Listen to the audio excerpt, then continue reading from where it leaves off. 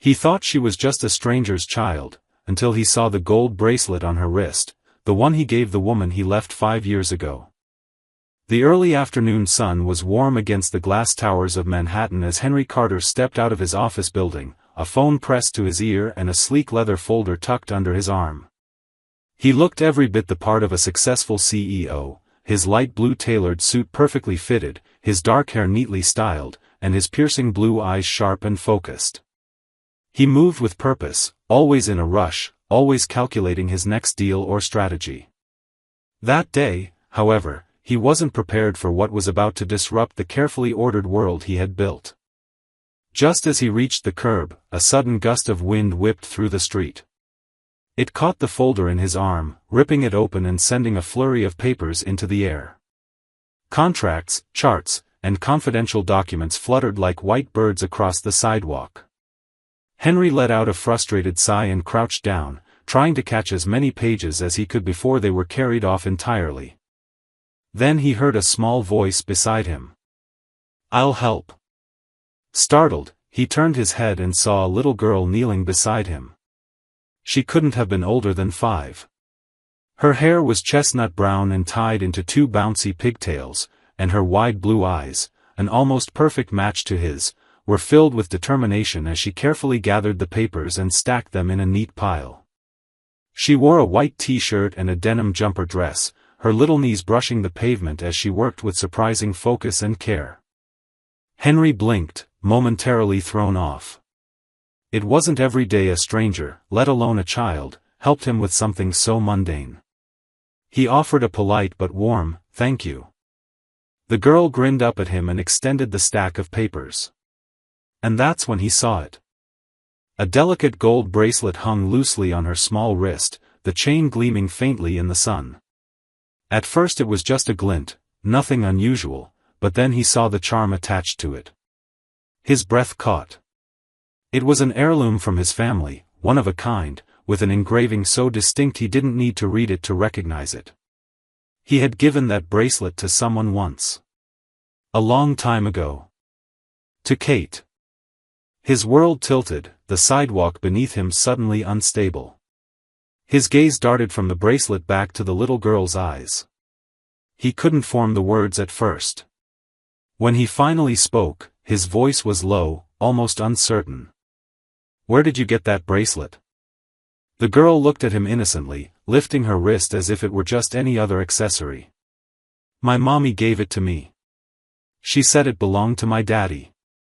Henry felt the air leave his lungs. The sounds of the city faded into a dull hum. His fingers trembled as he stared at the bracelet, at the little girl holding his documents like it was the most normal thing in the world. And then she smiled again. "My name's Emma." The name hit him harder than any boardroom betrayal or business loss ever had. There was something terrifying and beautiful in the way she stood there, calm and cheerful, completely unaware of the storm she had just unleashed inside him.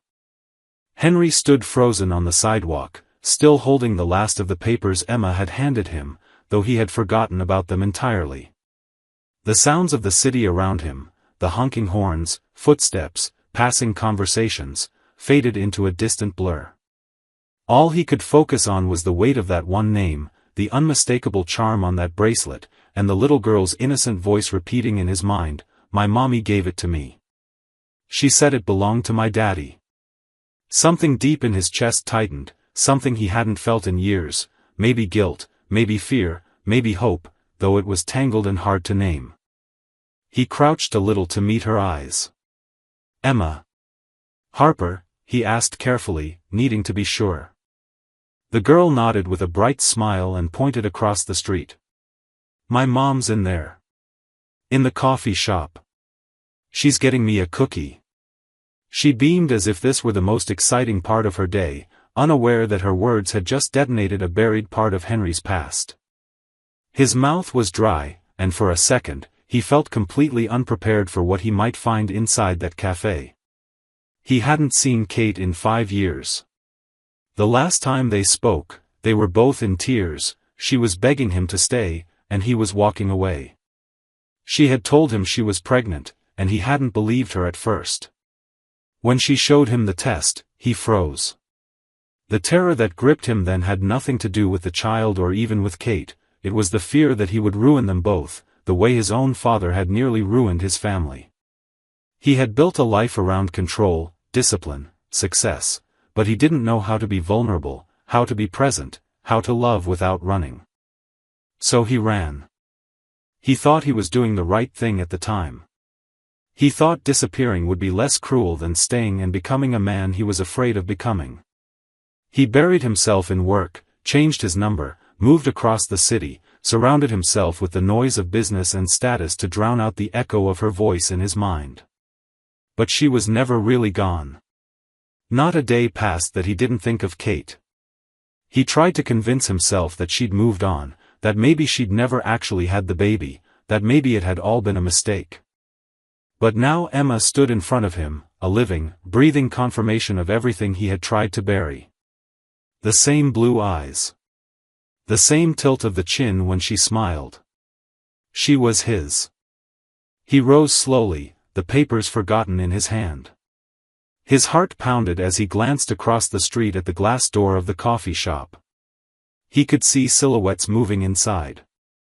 He had no idea what he was going to say, how he was going to explain, or if she would even look at him after all this time. But he had to know. He had to see her. Even if it was too late, even if she hated him, he needed to see Kate again. Emma skipped ahead without waiting, confident and carefree. She pushed open the cafe door and ran toward a woman at the counter. Henry followed, hesitating only for a second before stepping inside. The moment his eyes found her, the noise of the world rushed back in. Kate. She stood near the barista, her profile turned slightly as she looked down into her purse. Her hair was a little longer now, with soft waves instead of the straight cut she used to wear. She wore a light blouse and jeans, nothing glamorous, but she had always carried a kind of quiet beauty that made people look twice. When she turned at the sound of the door and saw him, her eyes locked onto his, and everything around them seemed to vanish. For a long second, neither of them moved. It was as if they were caught in time, suspended between past and present. Her lips parted slightly, her expression shifting from confusion to recognition to disbelief. "Henry," she said, barely above a whisper. He nodded, trying to find words but failing. He hadn't prepared for this. Nothing could have prepared him for this. Kate's gaze dropped instinctively to Emma, who had already begun happily explaining how she'd helped a man outside and how he knew her name and her bracelet. Henry saw the moment it clicked in Kate's eyes, the moment she realized who he was, what this meant. He stepped forward slowly. "Is she mine?" he asked, his voice cracked and raw from the emotion. Kate was silent for a moment, her hand resting protectively on Emma's shoulder. Then she looked at him, really looked at him, and said quietly, "Yes. Her name is Emma. She's your daughter." Henry's knees felt weak. It was everything he had once been afraid of, and everything he had secretly hoped to hear. Kate sat down at a small table near the window, her fingers wrapped tightly around the edge of a coffee cup she hadn't even sipped from. Her eyes hadn't left Henry since the moment she realized who he was. The weight of his presence was overwhelming, and it felt like the past 5 years had folded in on themselves, bringing back a rush of emotions she had worked so hard to bury: anger, sadness, disbelief, and somewhere deep underneath it all, a flicker of something she didn't want to name yet. Henry sat across from her, visibly shaken, his usually composed and confident demeanor stripped away. For the first time in years, he looked uncertain. Human. Emma was seated beside her mother, humming quietly to herself as she played with a sugar packet, blissfully unaware of the storm unraveling between the two adults. Kate kept her hand gently resting on her daughter's back, like an anchor grounding her in the moment. Henry, on the other hand, looked like a man who had been tossed into the middle of a life he had never expected to find. He tried to speak, but the words came out awkwardly. "Kate. I don't even know where to begin." She let out a soft, incredulous laugh, not out of humor, but because she genuinely didn't know how to process the fact that he was suddenly here, sitting in front of her after disappearing without a trace 5 years ago. "Try the beginning," she said, her voice steady but cold. "Or try explaining why you left when I needed you most." Henry leaned forward, resting his elbows on the table, fingers laced together like he was bracing himself. "I was scared," he admitted. "I know that sounds weak. I know it doesn't excuse anything. But I panicked. When you told me you were pregnant, something broke inside me. I kept hearing my father's voice, all the ways he failed us, all the ways he damaged everything he touched. I thought if I stayed, I would end up hurting you. Hurting her. I thought leaving was protecting you." Kate shook her head slowly, bitter disbelief flashing in her eyes. "You disappeared, Henry. No calls. No messages. You changed your number. I thought something had happened to you. Then I realized, nothing had happened. You just chose to disappear." Her voice cracked slightly, and she quickly composed herself. Henry looked down at the table, unable to meet her eyes. "I looked for you," he said quietly. "After a while. When I started to realize what I'd done. I went to your apartment and it was empty. I tried to reach out, but you were gone. There was no trace of you anywhere."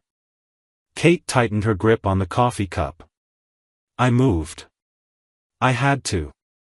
I couldn't raise a child in the same place where everything reminded me of being abandoned. I didn't want Emma to grow up feeling like she was some mistake." "She's not," Henry said quickly, lifting his head. His voice was sharp now, filled with regret and conviction. "She's not a mistake.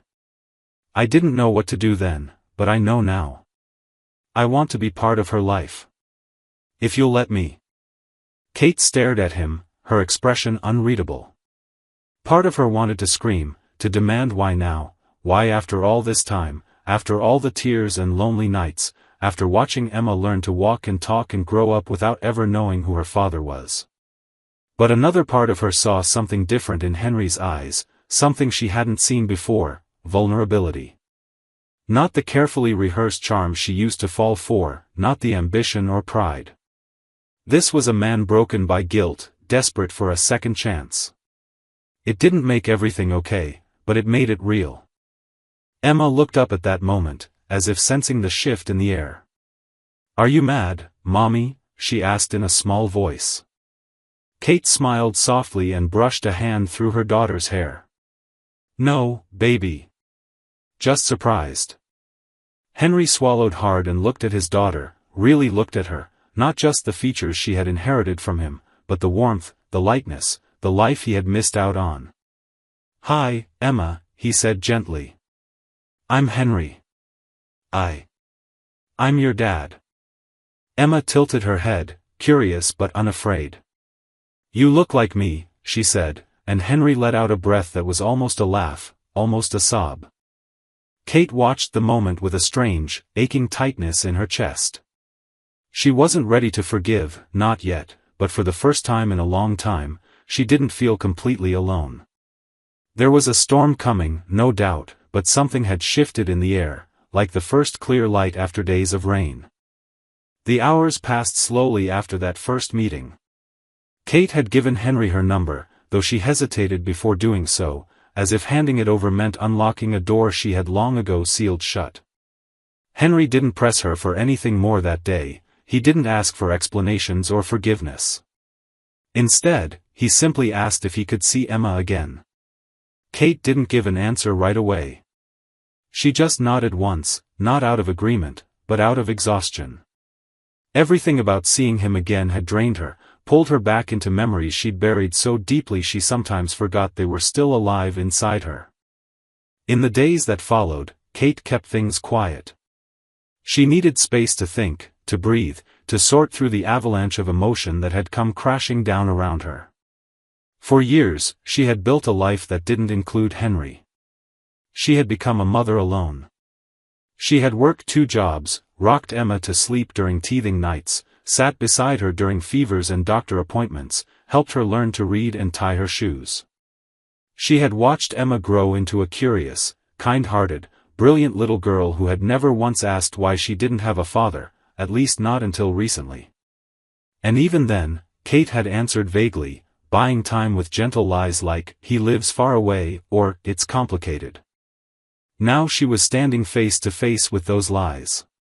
Now the man who had left her to figure it all out on her own was back, asking for a place in a life that had moved on without him. The hardest part was that Kate could see he wasn't the same man who had walked away 5 years ago.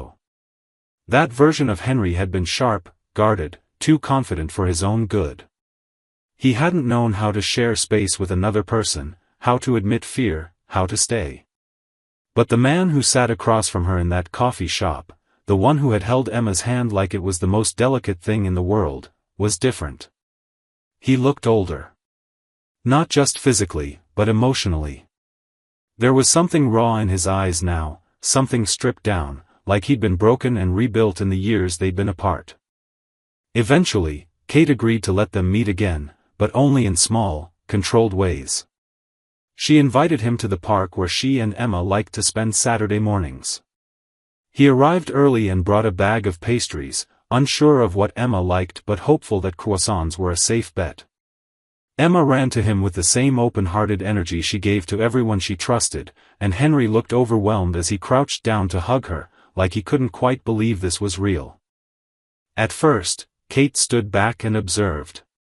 She watched how Henry listened when Emma talked about her favorite cartoon characters, how he knelt down to her level and asked questions instead of offering answers, how he laughed when she told a silly joke and didn't look at his phone once. These were small things, but they mattered to her.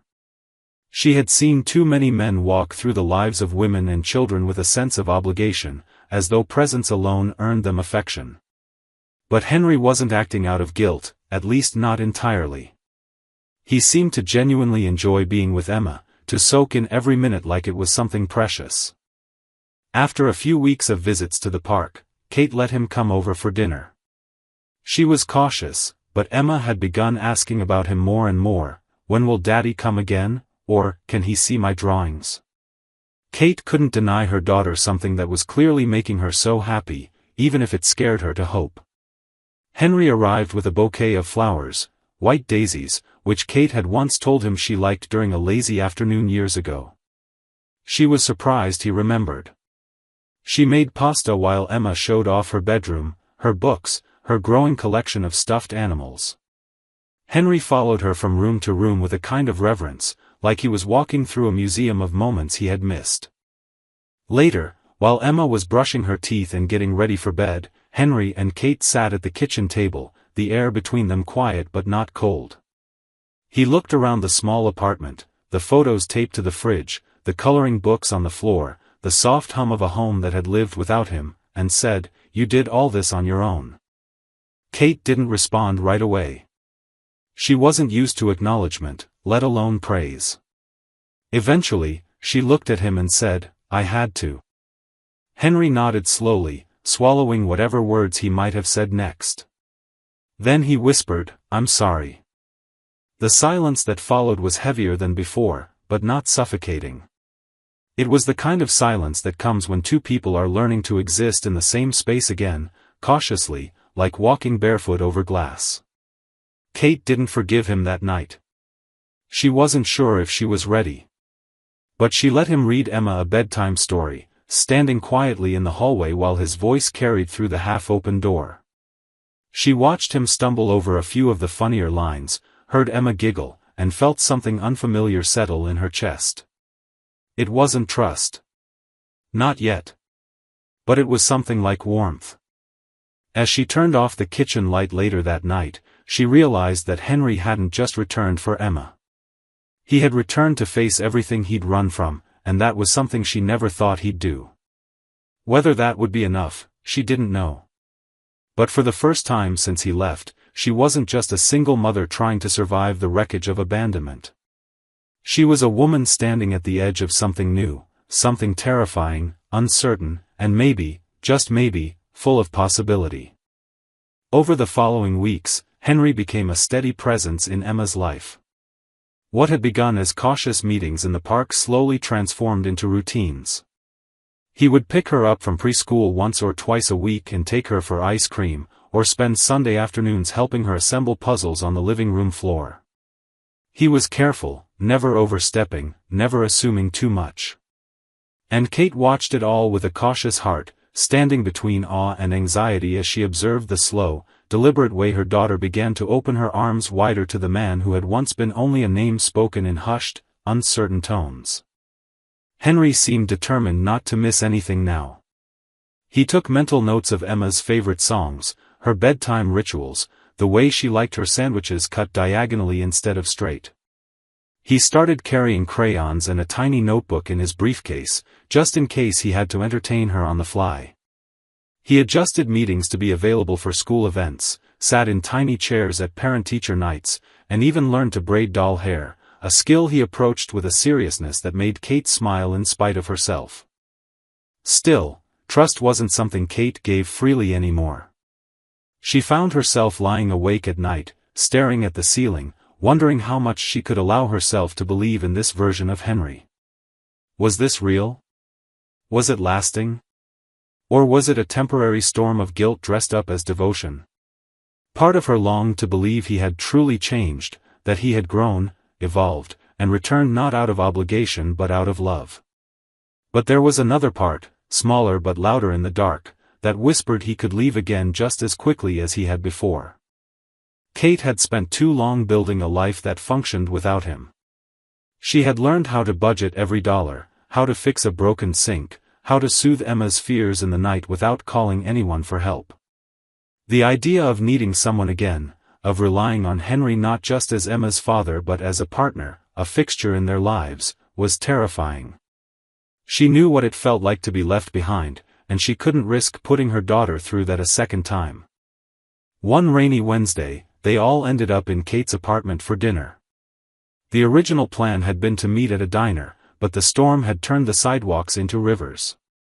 Henry arrived soaked through, his umbrella turned inside out and his hair plastered to his forehead. Kate laughed when she saw him, genuinely laughed, and handed him a towel without thinking. Emma was ecstatic to have him there. She tugged him into the living room and showed him her new art project, a cardboard rocket ship painted in neon colors. Henry crouched beside her and admired every brushstroke as if it belonged in a gallery. Then, as Kate set the table, she overheard Emma asking him, "Are you going to stay forever this time?" There was a pause. Kate froze in the kitchen, listening. Henry didn't rush the answer. Instead, he said, "I hope so, Em. I really do." His voice cracked just a little, and when Kate glanced over, she saw him pull Emma gently into his arms. Her daughter leaned into him without hesitation. Later that night, after Emma had gone to bed and the dishes were done, Kate found herself sitting beside Henry on the couch, the quiet of the apartment wrapping around them like a shared memory. She didn't say anything at first. Neither did he. The television was off, the lights were dim, and the only sound was the soft ticking of the clock on the wall. Finally, she asked, "Do you ever think about what it would have been like, if you hadn't left?" Henry exhaled slowly, rubbing his hands together before replying. "Every day. I think about every birthday I missed.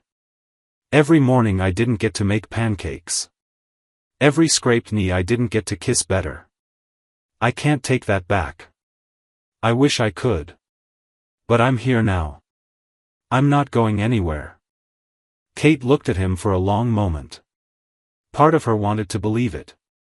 Part of her already did, but the scar was still there, thin and quiet but not forgotten. "You hurt me," she said softly. "Not just by leaving. But by not even trying to come back until now." He nodded. "I know. And I'll keep showing up, every day, if that's what it takes. I'll earn it. I don't expect you to trust me just because I say the right things. I'm not here for a second chance with you unless you want that. I'm here because I love her. And, because I never stopped loving you." The words hung between them, fragile but real. Kate didn't respond right away. She looked down at her hands and then at the hallway where Emma was sleeping. For the first time in years, her world felt unbalanced, not from loss, but from the sudden possibility of something healing. When she finally spoke, her voice was tired but steady. "I don't know what this is going to look like. I don't know if I can ever really trust you the way I did before." Henry nodded again. "That's okay. I'll wait. As long as it takes." And somehow, those words didn't feel like a promise wrapped in hope.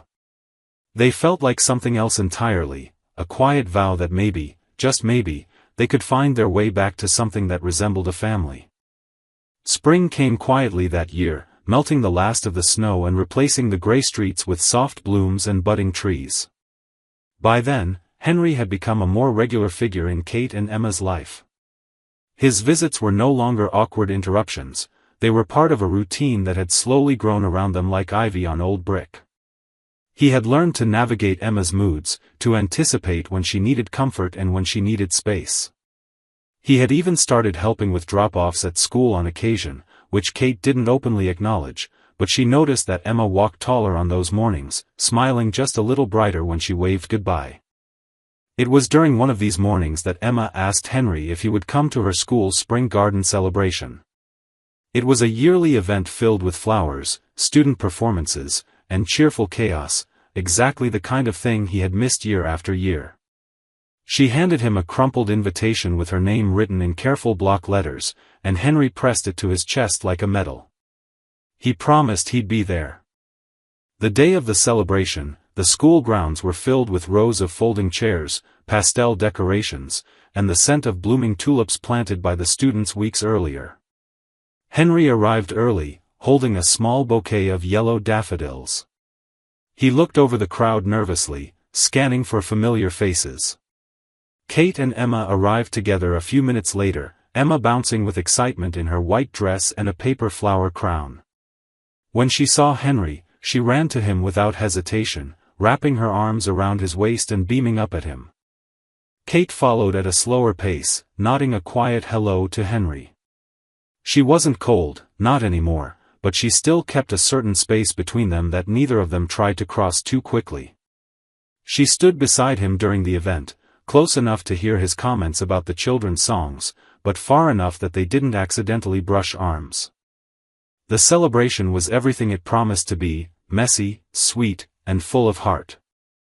Emma's class sang a slightly off-key but utterly charming rendition of "You Are My Sunshine," and Henry's eyes welled up halfway through. He didn't try to hide it. Kate noticed and said nothing, but she tucked that image away, a quiet marker of how much he had changed. After the songs and performances, the crowd moved toward the refreshment tables. That's when it happened. Henry was standing with Emma near the juice and cookies, talking to one of the other parents, when Kate overheard two women nearby whispering. She wasn't trying to listen, but the words came sharp and clear.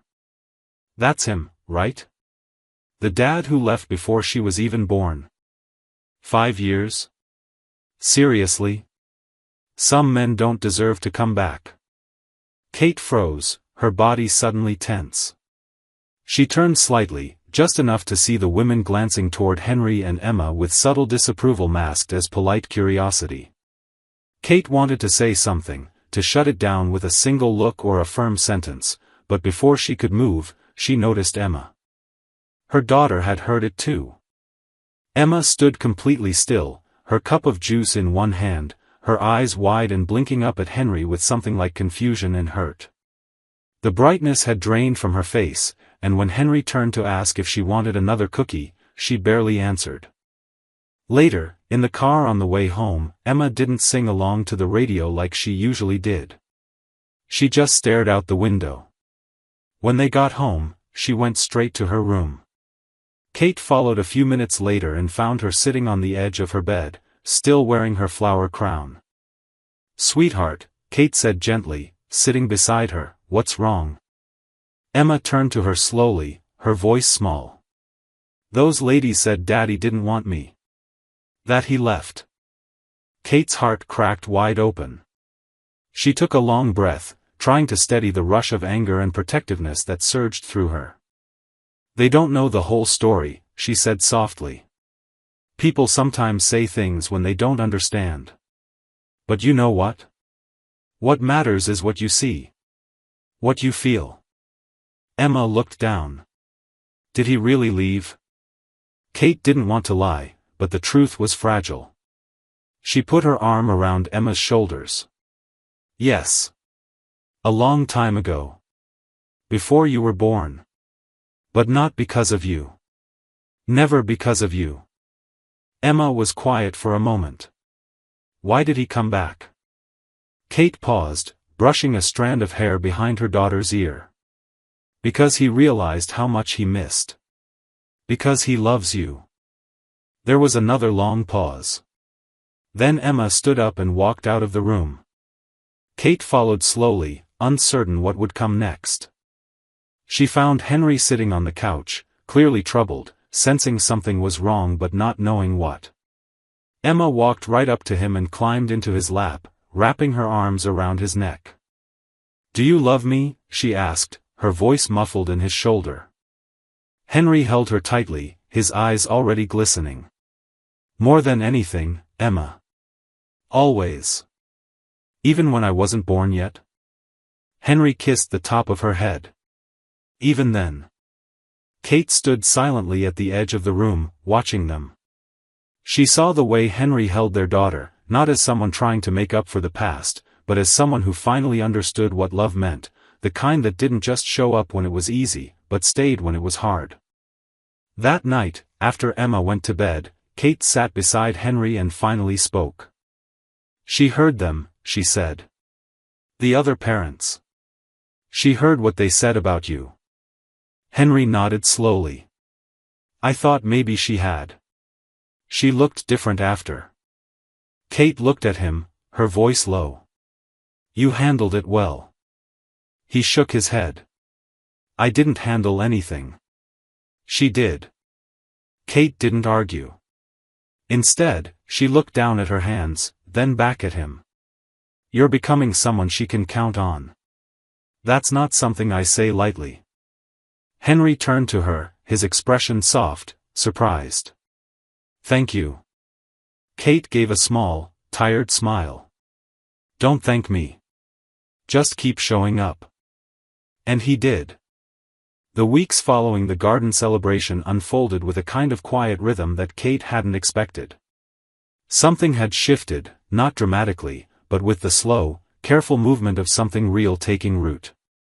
Henry didn't speak often about what happened that day, not about the gossiping parents, not about Emma's question, not about the moment she had climbed into his arms and asked him if he loved her. But Kate knew it had changed him. She saw it in the way he looked at Emma now, with a tenderness laced with something deeper, like reverence. She saw it in the way he spoke less about what he had missed and more about what he was grateful to witness now, her laugh, her quirks, the way she said, spaghetti, like it had 3 more syllables than it actually did. Henry had stopped trying to prove himself, and perhaps that was the biggest change of all. In the beginning, he had been so focused on demonstrating his commitment that he often felt like a man on stage, constantly auditioning for forgiveness. But now he had settled into a role that didn't need applause. He was simply there. He showed up. He listened. He followed through on his promises. When he said he would be somewhere, he was. When Emma asked for something, he made an effort. And when Kate needed space, he respected it without question. One evening, a few days into May, the 3 of them took a walk through the neighborhood park. The sky was a hazy lavender, the air thick with the smell of fresh-cut grass and blooming lilacs. Emma rode ahead on her scooter, her helmet slightly crooked, legs pumping with determined speed as she called back over her shoulder for them to catch up. Henry walked beside Kate in a comfortable silence, their hands brushing once or twice but never quite finding the courage to stay together. Kate glanced at him as they turned a corner, past a quiet row of benches and lilac trees. "You've changed," she said suddenly, not looking at him, but letting the words drift between them. He looked over, surprised by her voice, then softened. "I've had to." She nodded. But not just because of her. Because of you. Henry was quiet for a moment, then stopped walking. Emma had already zipped around the next bend, out of sight but within calling distance. He turned to face Kate. The truth is, I was running from who I was. From everything I didn't want to become. I was terrified I'd turn into my father. Or worse, that I'd hurt the people I loved just by being in their lives. But when I left, I did exactly that. I hurt you both.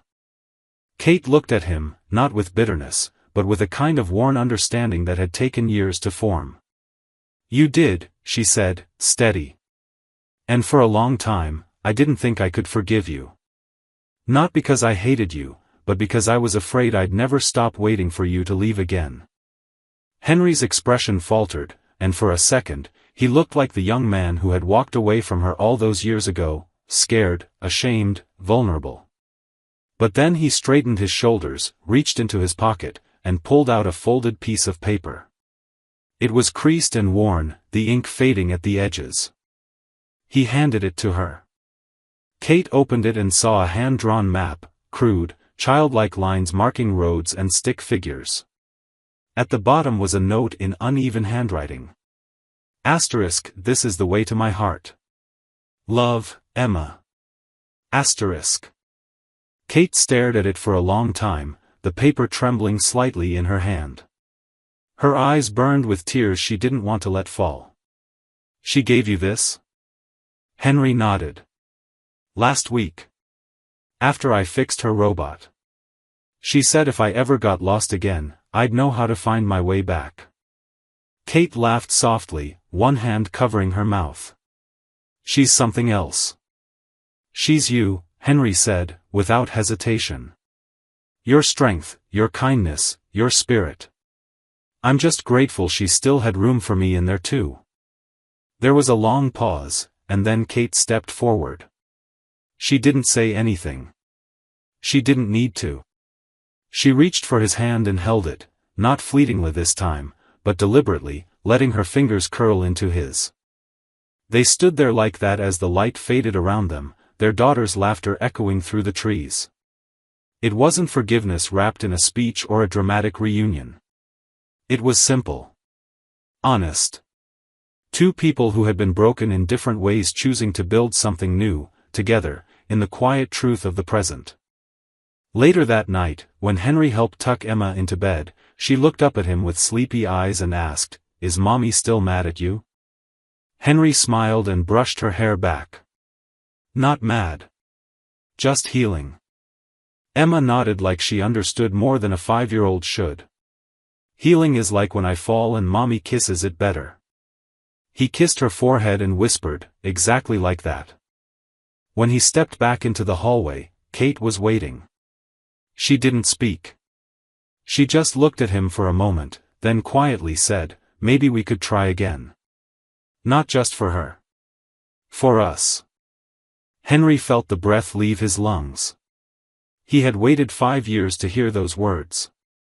And in that moment, with all the pain, regret, love, and hope between them, he understood something he hadn't before: redemption doesn't come all at once. It comes in moments. In late-night talks, in quiet forgiveness, in small hands drawing maps back to hearts that were never really lost. The morning of the wedding dawned with a gentle kind of light, the kind that slips in softly through curtains and makes everything feel quieter, more sacred. It wasn't a grand affair, no towering venues, no photographers bustling around, no crowds of distant relatives or over-polished speeches. It was small, intentional, and deeply personal. Just family, a few close friends, and the promise of something reclaimed rather than newly made. They held the ceremony in the backyard of Kate's parents' house, a space that had watched Emma grow from a baby into the brave, expressive little girl she was now. It had once been a place where Kate had hidden from the world during the darkest days of single motherhood, and now it was transformed into something bright and living again. Kate stood by her bedroom window that morning, her reflection framed in the glass. Her dress wasn't extravagant, soft ivory, simple lines, something she had chosen for how it felt rather than how it impressed. She had never been one for fairy tale weddings. Reality had always mattered more.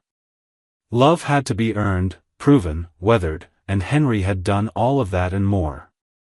She adjusted a small gold locket around her neck, one that now held two pictures, one of Emma, and one of her and Henry on the day they had taken Emma to the zoo, laughing under the rain.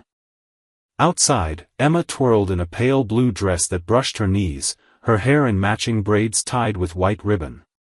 She took her role as the ring-bearer very seriously, holding the tiny white satin pillow with both hands, her brow furrowed with concentration. Henry stood at the other end of the yard, nervous in a way Kate had never seen before.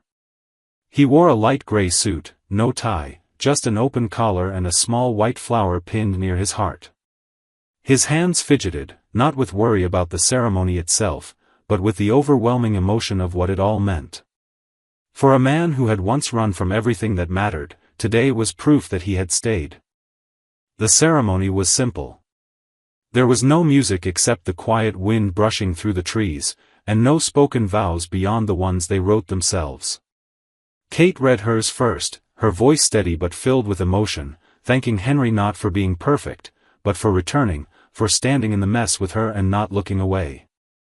She thanked him for the nights he read Emma stories, for the mornings he showed up without being asked, for the apologies he never rushed her to accept. She thanked him for learning how to be someone they could both trust. Henry's vows were quieter, almost whispered, and he barely made it through without his voice cracking. He didn't speak in grand declarations. Instead, he said the small things that meant everything, that he would be the one to fix the loose cupboard door, to bring soup when she was sick, to listen when she was tired of speaking. That he would never again disappear, no matter how afraid he became. And most of all, that he would never stop choosing them, every single day. When it was time for the rings, Emma stepped forward, carrying the pillow with a carefulness that made everyone smile. She looked up at Henry and then at Kate, and for a brief moment, Kate could see the enormity of the moment register in her daughter's eyes. It wasn't just about marriage. It was about a family being mended in real time. Henry reached into his pocket and took out a small velvet box. From it, he pulled a bracelet, delicate gold, carefully restored. It was the same bracelet Kate had given Emma years ago, the one Henry had seen that very first day, scattered among flying papers and chance. But now it had been altered. The original charm was still there, engraved with the Carter family crest, but new ones had been added, an E for Emma and a small silver heart with a blue stone in the center. He handed it to Kate before turning to Emma. "This belonged to my grandmother," he said softly. "Then it was your mother's. Now it's yours. Not just because it's old or beautiful, but because it carries our story. Everything we've been through, everything we're building. This is your legacy." Emma stared at the bracelet for a long moment, then reached out and let him clasp it around her wrist. She didn't speak, but she didn't need to. She looked up at him with eyes so full of trust that Henry nearly lost his breath. After the ceremony, there was food and laughter under string lights. Kate's father gave a toast that made everyone laugh through their tears, and Emma ran around barefoot, her blue dress dirt-streaked and her cheeks flushed from joy. At one point, Kate and Henry slipped away to the far edge of the yard, just for a moment of stillness. She leaned into him, resting her head against his shoulder, and for a long time, they didn't speak. Then she said quietly, "I didn't think this day would ever come." Henry kissed her temple and answered, "Neither did I. But I never stopped hoping." And that was the truth. Theirs wasn't a story about perfect beginnings or flawless timing. It was about second chances, and about the kind of love that grows not despite the storms, but because of them. They had built something strong in the ruins of what had once been broken.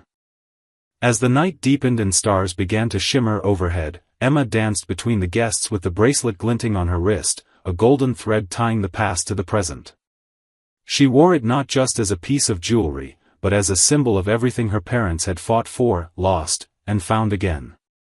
And in that quiet, glowing night, they were not just a couple who had once fallen apart. They were a family, imperfect, healing, and real. Together. This story's ending isn't just satisfying, it feels earned. It doesn't rely on fantasy or grand redemption arcs but instead on something far more powerful, the slow, often painful process of rebuilding trust. What makes it resonate is how grounded it is in emotional truth. There's no magical fix for abandonment, no sweeping forgiveness after a few nice gestures. Kate doesn't instantly forgive, and Henry doesn't expect her to. Instead, their reunion is marked by consistency, vulnerability, and a quiet commitment to do better, not for appearances, but for each other and for Emma. The bracelet, once a symbol of what was lost, becomes a thread that ties their past to their present, and ultimately to their future. Giving it to Emma isn't just a gesture, it's a passing of legacy, of responsibility, and of love that has endured its worst trial and survived. The real beauty of the ending lies in its imperfection. It leaves us with the feeling that this family, though once broken, is now whole, not because everything is resolved, but because they've chosen each other again, fully and honestly. It's a love story, yes, but more than that, it's a story about growth, consequence, and hope that doesn't just promise, it shows.